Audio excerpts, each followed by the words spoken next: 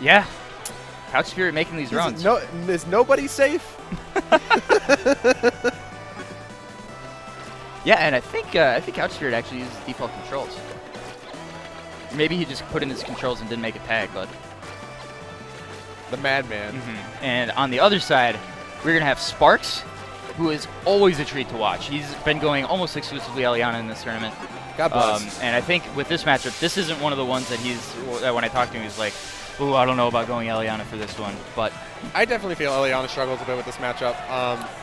Orcane just does, their back air is really impressive. Big body. Yeah. The combination of being a big body and light is really rough. Yeah, absolutely. And so some of the things that I was talking about potentially seeing in the Orcane Absa matchup are very real in the Orcane Elliana matchup. Just like Orcane and Absa have very similar properties in regards to their moves connecting. If you get down tilted as Elliana in this matchup, you're probably gonna have a bad time. And you already see Couch Spirit looking for it. Yep. But even after the tech, there's still options, and that I think is what makes it so rough. Sparx definitely minimized those. Yep. And so Sparx also, I think he does a really good job of not only using the ridiculous combo potential that this character has, but he makes use of the more underrated aspect, which is the zoning. Like, a lot of people don't really get Steam, I think it's fair to say. Yeah. But, like, just by creating the spot that you can't just go through, it changes the entire, like, game plan that you have to use for not only approaching neutral, but approaching your punish game as well. And it's great for conditioning your opponent. Yep.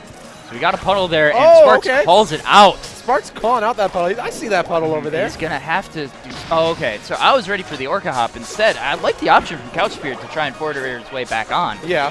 Sparx just ready with the overheat forward strong.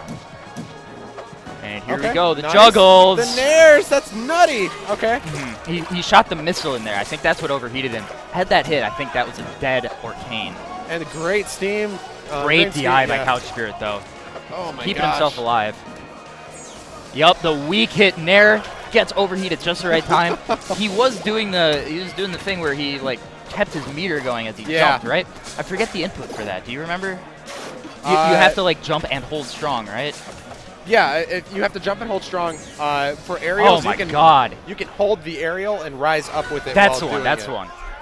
But yeah, wow, what a dominating performance there by Sparx. And Sparx definitely showing that matchup is doable because Orcane gets stuck off stage there, and there's really not much options. He's got to throw a puddle, but I mean, Elliana's got missiles.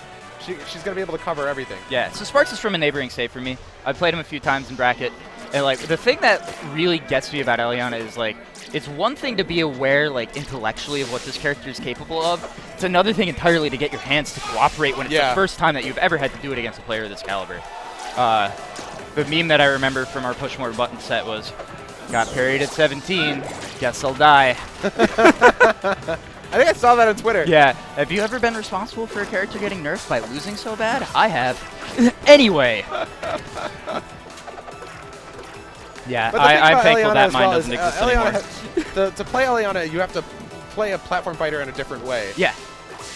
Oh, yeah, she definitely puts, like, the platformer aspect into the platform fighter. Yep. But, jeez.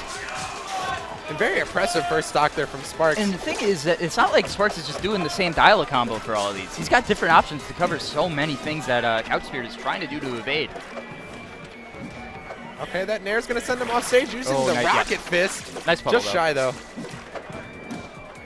And he's got that Steam unlock. He's at the magic number. They're both at the magic number, but Sparx is no longer there. Okay, Sparx will get rid of that overheat. Make it back to stage just fine. The way that he used that forward air to keep him in the Steam, beautiful. That's the kind of stuff that you could tell that Dan and company were thinking of when they designed this character, even going back to like the trailer. And it takes a lot of forethought to kind of set those up. Yep.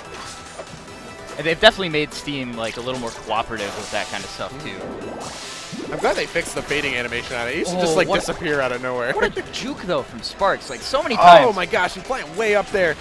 Orcane did not have a puddle on stage. Yeah, he's dead, yep. Yeah, Couch Spirit basically just having to accept death right there. Close to overheat here. Oh, yep. Couch Spirit, that was a great up air. The belly flop hitbox coming in. And he's just got to watch out throwing out those moves. Sparx definitely just getting the parry on him so he can get that mine. So I don't think And I think one of the things that gets you when you play an Elliana like this for the first time is like, wait, I just can't ever get mined? Ever?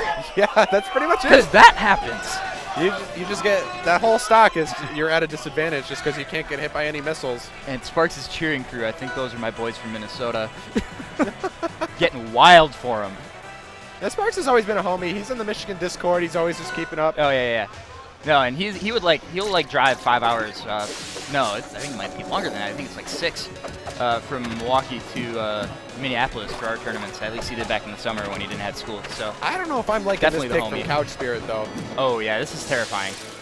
But I think he realizes that like when he went to Blazing Hideout, it didn't matter. It didn't help him.